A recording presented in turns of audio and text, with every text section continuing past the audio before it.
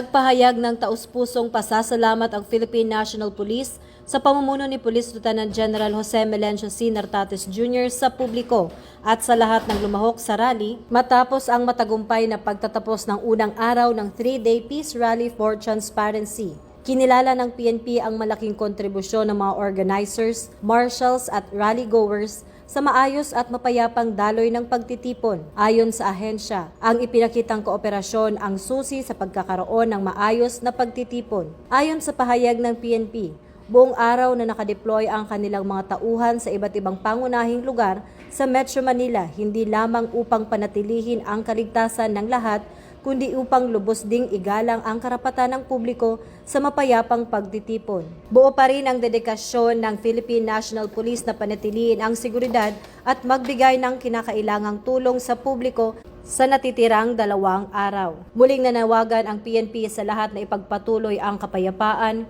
kooperasyon at respeto sa batas upang manatiling maayos at ligtas ang buong 3 araw na aktibidad. Patuloy ang pasasalamat ng pambansang pulisya sa pagkikiisa ng publiko at patuloy ang panawagan nito na paigtingin ang kapayapaan at pagkakaisa sa darating pang peace rally activities.